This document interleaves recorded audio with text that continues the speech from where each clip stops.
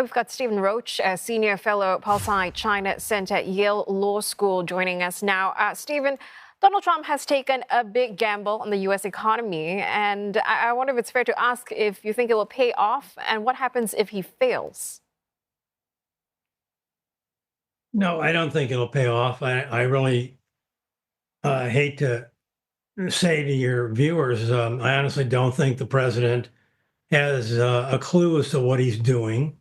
This is just a reflection of his deep held philosophy that goes back long before he became a politician, that America is getting ripped off by the rest of the world. And he represents a strong view of retribution, that the world should pay for abusing the United States over most of the post World War II period.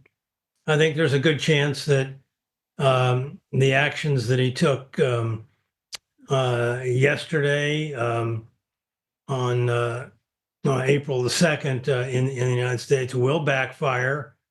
The risk of a U.S.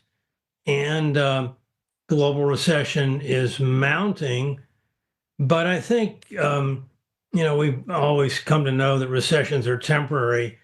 What is particularly worrisome is a replay of the collapse in global trade, like we saw in the early 1930s, that led to something far worse than a standard garden variety recession. And trade is a much more important factor in supporting the U.S. and the global economy today than it was back then. So, as we wait and see what type of retaliation we're getting from the rest of the world, that's perhaps the most worrisome feature of this policy blunder. Yeah, Donald Trump has made no secret of that he's no fan of this rules-based global trade system.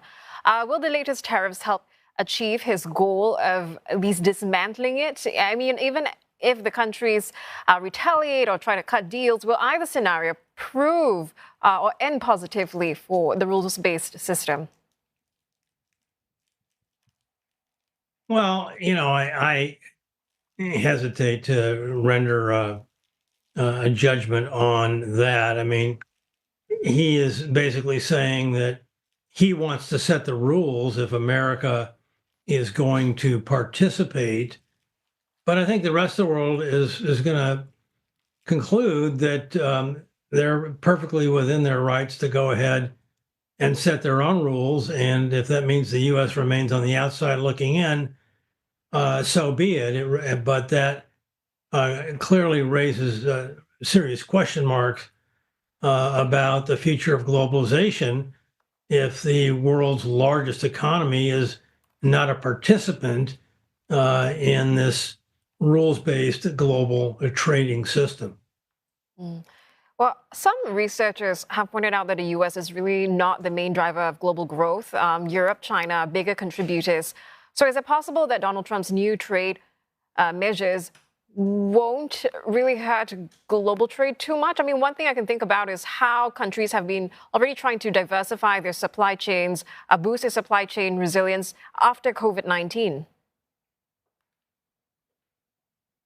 Well, I would challenge that assertion that Europe is anywhere close to being an engine of global trade. The European economy has been close to stagnant for a number of years. The export shares of some European economies are larger than the U.S., but there's no real dynamism there. China remains an export-dependent economy, but even China has seen its export share come way down.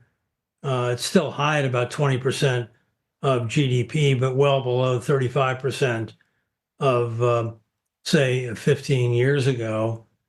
And supply chain repair just doesn't happen overnight. I mean, you look at the current supply chains that are operating right now, centered in, say, China, and you look in particular at Apple. It took Apple 10 years to build a China-centric supply chain. You don't just flip a switch and redo it overnight. So I think there's going to be a lot of um, sort of sand in the wheels of globalization and supply chains that's going to make reorientation toward different supply chain participants very difficult to achieve in a short period of time. Mm. Just following up on a point you made earlier about the possibility of a scenario where we just have the U.S. on the outside looking in. Is there then an opportunity for China amid America's cultural revolution?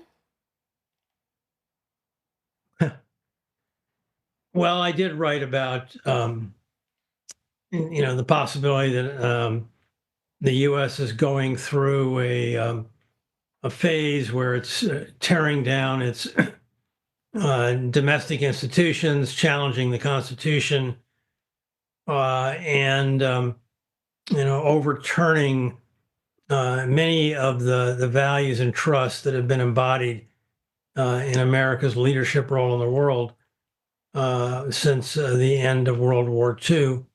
And I spoke about it a lot last week while I was in China. And, I was surprised at the openness by which um, my Chinese counterparts were willing to discuss and compare this with their own revolution.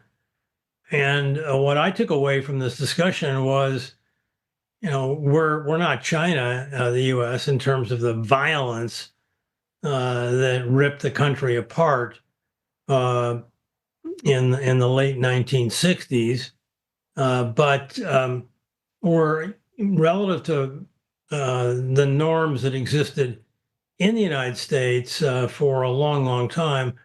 Our changes, in many respects, just as dramatic. And unlike China's Cultural Revolution, which had really no global impact, so to speak, it was purely internal chaos.